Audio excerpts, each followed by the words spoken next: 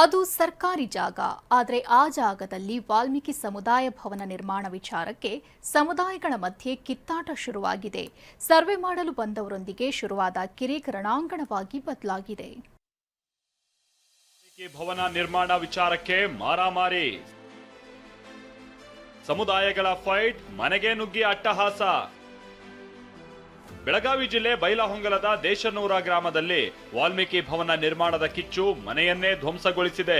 ದೇಶನೂರ ಗ್ರಾಮದ ವಾಲ್ಮೀಕಿ ಭವನ ನಿರ್ಮಾಣ ಮಾಡೋದಕ್ಕೆ ಪ್ಲಾನ್ ಮಾಡಲಾಗಿತ್ತು. ಭವನ ನಿರ್ಮಾಣಕ್ಕೆ ದಲಿತ ಸಮುದಾಯದ ಸದಾಶಿವ ಭಜಂತ್ರಿ ಕುಟುಂಬದ ವಿರೋಧ ಇತ್ತು.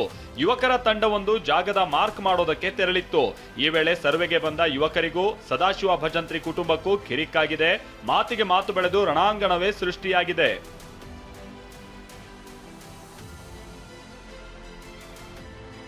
ಸಿಟ್ಟಿಗೆದ್ದ ಎಸ್ಟಿ ಸಮುದಾಯದ ಯುವಕರು ಸದಾಶಿವ ಭಜಂತ್ರಿ ಮನೆ ಮೇಲೆ ಕಲ್ಲು ತೂರಾಟ ನಡೆಸಿದ್ದಲ್ಲದೆ ಕಟ್ಟಿಗೆಯಿಂದ ಬಾಗಿಲು ಒಡೆದು ಮನೆಯೊಳಗೆ ಪ್ರವೇಶಿಸಿದ್ದಾರೆ. ಇಡೀ ಮನೆಯನ್ನ ಚೆಲ್ಲಾಪಿಲ್ಲಿ ಮಾಡಿ ಅಟ್ಟಹಾಸ ಮೆರೆದಿರುವ ಆರೋಪ ಕೇಳಿಬಂದಿದೆ.